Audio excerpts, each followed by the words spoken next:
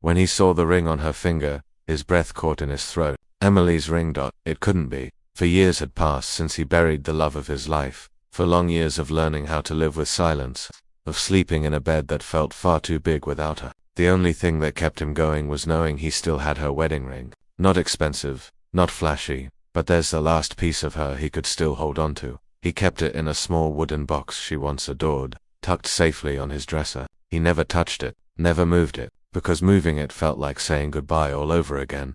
But one morning, the box was open. The ring was gone. He searched the entire house, panic clawing through every breath. Only 2 people had been there recently, his younger sister, Claire, and her daughter, Lily. He refused to believe they could do something like that. Family wouldn't cross that line. Until tonight, under the glow of backyard lights, at Lily's engagement party, he saw it again, glimmering on her hand as she laughed with her friends.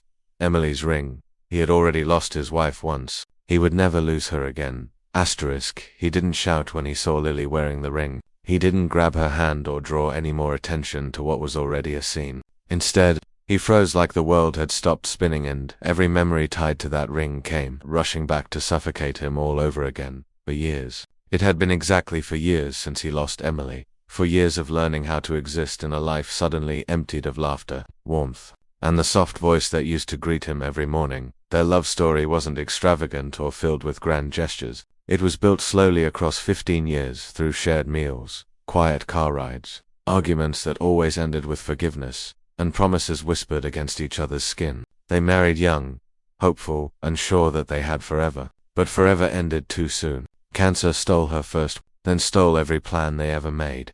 After her passing, the house that once felt alive was swallowed by silence. He continued living there alone, but nothing about it felt like home anymore, except for one thing. A small wooden box, the one Emily bought at a weekend flea market, laughing at how charmingly old-fashioned it looked. Inside that box rested her wedding ring, simple gold, a tiny diamond done remarkable to anyone else, but irreplaceable to him. He placed it on his dresser where he could see it every morning. He never moved it, never opened the lid unless his grief became unbearable. Just knowing the ring was there made it feel like Emily hadn't fully disappeared, as if a part of her still chose to stay beside him, quietly, lovingly, faithfully. But while he clung to memories, his relationship with the living fractured. His family had never truly understood him, and after Emily's death, the gap widened. His father dismissed grief as weakness. His mother insisted he needed to move on, as though mourning had an expiration date. And his younger sister, Claire, always impulsive, always entitled, treated his belongings like communal property. She had a habit of borrowing things that never returned. It was a childish flaw she never outgrew, and the family laughed it off. He didn't. He tolerated it, kept his distance, and guarded what little he had left. Emily's ring was sacred, a boundary no one was allowed to cross. He believed that was enough. That family, despite everything, would respect the last piece of his wife he still held. But the empty wooden box he found weeks ago and the glittering band wrapped around Lily's finger now told him an unforgivable truth. His own blood had crossed that line, and now, whether they liked it or not, some things could never be undone. He once believed the greatest pain he could ever feel was losing Emily. He didn't know there was another kind of heartbreak waiting, one born from betrayal, not death. For a while after the engagement party, he tried to pretend the ring wasn't hers. Maybe it was similar. Maybe grief was distorting what he saw. Maybe, just maybe, he was wrong. The thought gave him a sliver of comfort, but it didn't last long. It began on a quiet Sunday afternoon.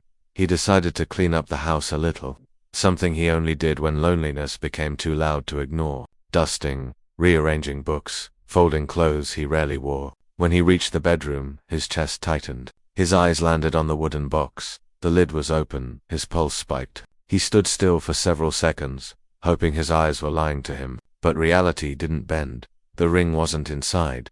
At first his mind refused to accept it. He touched the empty velvet lining with trembling fingers as though the ring might magically appear. When nothing happened, panic took command. He tore through the room, opening every drawer, pulling out clothes, flipping through stacks of old letters. He searched under the bed, behind furniture, and between floorboards. The dresser drawers slammed one after another, echoing his rising desperation. His breathing turned shallow, rapid. Then came searching in places that made no sense. The bathroom cabinet, the laundry basket, the freezer. His hands shook as he opened the refrigerator, because who hides a ring in there? But when panic rules the mind, logic is a stranger. No sign of it ever being there. His thoughts turned dark. Someone stole it. Someone came here, opened the box, took the only thing he had left of Emily. His knees weakened, forcing him to sit on the edge of the bed. He stared at the floor, trying to piece together anything that made sense. The last visitors to his home were Claire and Lily. They had come over a few weeks earlier. Just a short visit, just a friendly lunch. Nothing suspicious, or so he thought. But the memory surfaced. Claire wandering the hallway while he cooked, saying she needed to use the bathroom. Lily following behind her, giggling, curious as always. He didn't want to believe it. Claire was difficult, selfish, careless, but a thief. A violator of sacred boundaries. Could she truly stoop that low? And Lily bright-eyed, full of youth and big dreams. Would she knowingly wear something so precious if she knew what it meant? No, he breathed out, shaking his head. They wouldn't. But doubt spread like wildfire, and denial crumbled under its heat. For 2 hours, he sat there broken between anger and grief. His thoughts raced. What if I'm wrong? What if it shows up somewhere stupid and I blame them for nothing? But what if I'm right, and I say nothing? He buried his face in his palms. The room felt smaller, suffocating. The silence mocked him. He wanted to call them, demand answers, scream, rage. But another voice inside pushed back. If I accuse them, and I'm wrong, I lose the last family I have. The tragedy was simple yet cruel. He couldn't trust his own blood, and he couldn't prove they betrayed him either, so he waited. He held on to the smallest hope that the ring would reappear, that this nightmare was temporary. That family hadn't crossed the line, but that hope shattered the moment he saw the ring glimmer on Lily's hand. That was the day his grief transformed into something else entirely. Something sharp, something vengeful, something determined. And deep inside, a dangerous resolve echoed. They took the last piece of Emily. He would take it back, no matter the cost. He once believed grief was the only thing that could break him, but betrayal, especially from those he trusted, had a way of cutting deeper than loss itself. He stayed at the edge of the engagement, partied for several minutes, trying to convince himself he hadn't seen what he thought he saw. He wished he was mistaken. He wished the universe was cruel in a different way this time. But when Lily lifted her hand again, letting her friends admire the ring, the truth hit him like a punch to the gut. It was Emily's ring. There was no doubt. His pulse roared in his ears. His heart felt like it had been thrown into a fire. Slowly, he pushed through the groups of chatting guests, every step heavy with disbelief. Lily finally noticed him. The smile fell from her lips. She quickly dropped her hand to her side, as if that could undo everything. "That ring," he said, voice tight. "Where did you get it?" Lily's eyes darted away. "Josh, he proposed with it. He said it belonged to the family." He didn't answer. He just turned, searching for Claire, and found her laughing loudly near the drink table, as if nothing in the world could ever bother her. He approached, each footstep fueled by a growing storm inside him. "Why is Lily wearing Emily's ring?" Claire looked at him like he was overreacting about a spilled drink. "She loved it, and you weren't using it anymore. So, I gave it to her. It's staying in the family. What's the big deal?" His jaw locked. "The big deal is that ring belonged to my wife." Claire shrugged. "You have to stop treating everything she touched like some holy relic. She's gone. You need to live in the present." He stepped closer, lowering his voice but sharpening the blade inside each word. "And you need to understand boundaries. You broke into my bedroom. You opened something that wasn't yours. You stole it. It's not stealing if it stays in the family," she hissed back. "You're alone, and you're clinging to a dead woman like it's healthy." He felt his hands curl into fists. "Do not call Emily a dead woman like she's nothing." Their mother rushed over, voice dripping with condescension. "Sweetheart, please. This is Lily's special night. Can't you just let it go? Let it go like Emily never existed." His father joined, shoulders stiff with disappointment. "We are all tired of tiptoeing around your grief. It's exhausting. Lily deserves happiness." He stared at them. Mother, father, sister, all united against him. It was a twisted mirror of childhood, resurfacing cruelly. Claire scoffed. "Honestly, you're acting like a selfish child. You don't see what Lily is facing. She needs that ring. It shows commitment, stability. People take her seriously when they see it." Ah, there it was. The ugly truth. Lily didn't have money. Josh's family didn't either. But a diamond ring, even a tiny one, made a statement. A borrowed prestige. Claire crossed her arms. "And don't pretend you never noticed. I always had to take what I wanted growing up because you got everything first."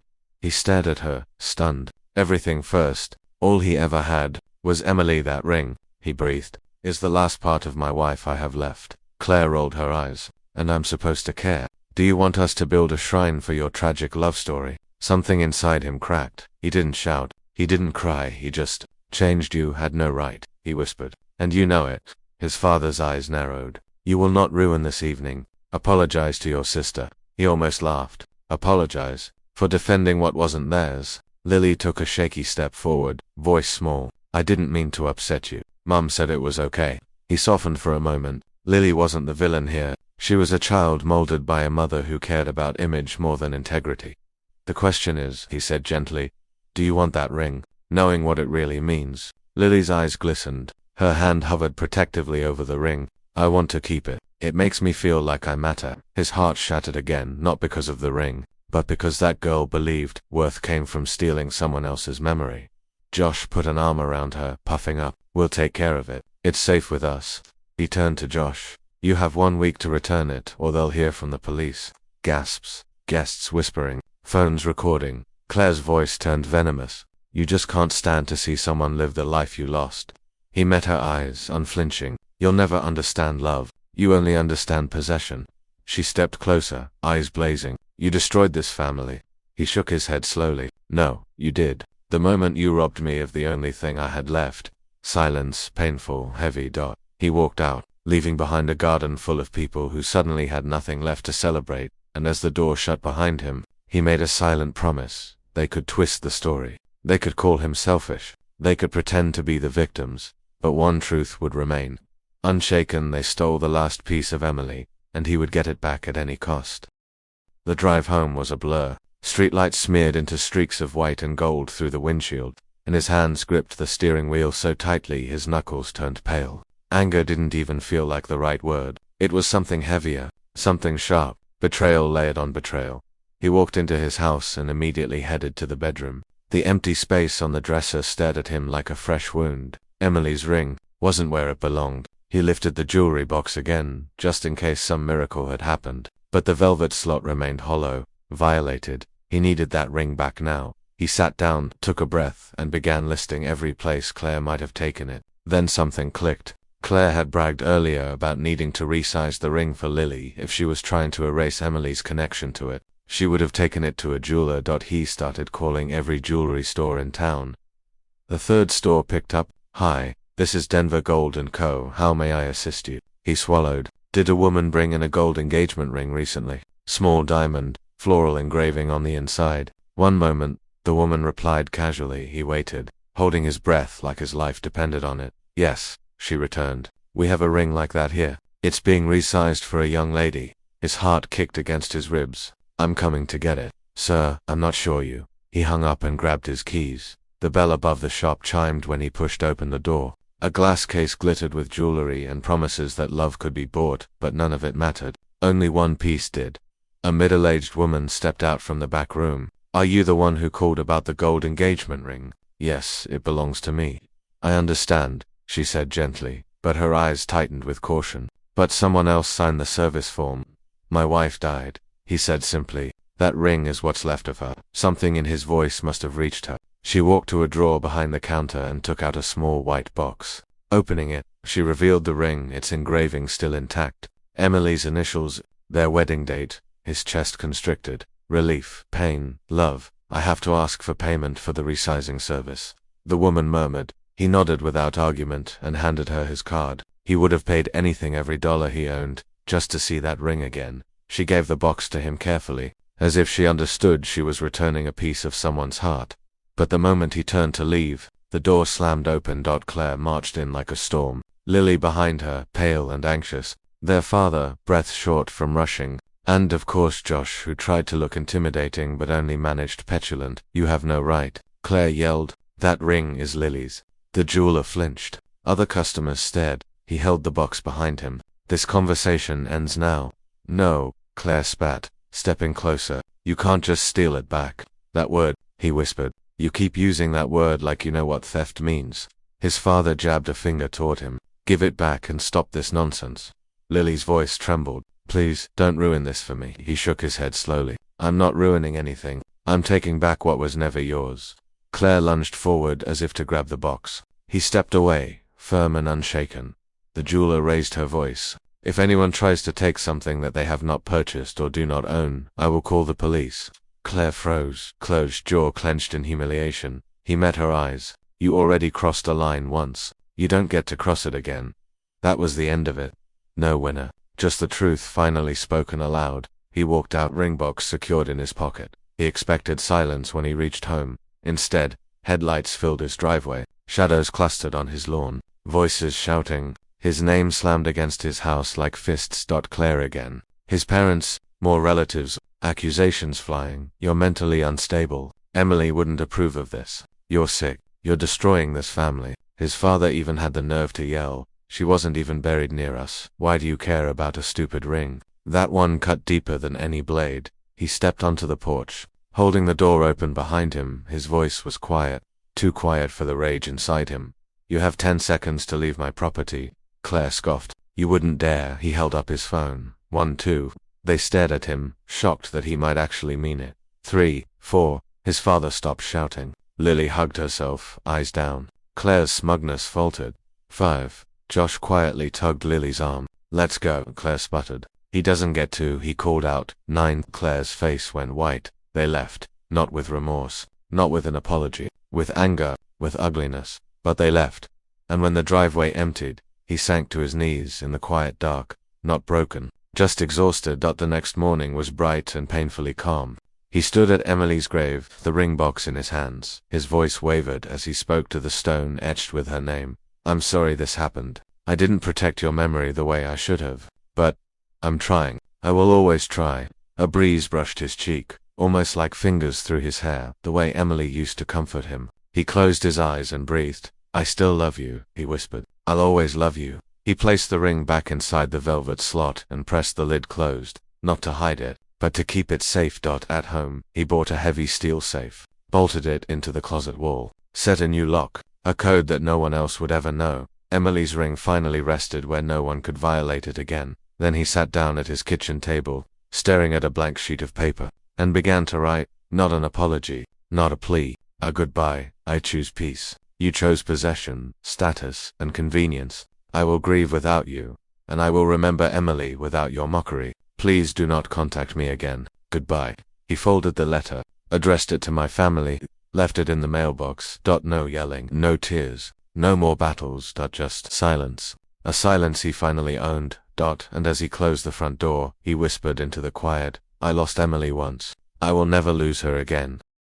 The house felt quieter after the letter was sent. Not the suffocating quiet from before, but something gentler, something earned. He sat near the safe, fingertips resting over the steel surface, knowing exactly what lay protected inside. No one could touch Emily's memory again unless he allowed it. The phone didn't ring. No knocks came at the door. His family finally understood the one message he had fought so long to deliver. Love has boundaries, and grief has rights. He visited Emily's grave more often now, not to beg the past to return, but to share the present with her. He told her about the small victories, the mornings where breathing didn't hurt, the nights where he actually slept, the moments where he felt like a person again, not just someone left behind. He still missed her with every heartbeat, but the missing no longer drowned him. It reminded him he had lived something real, something worth protecting.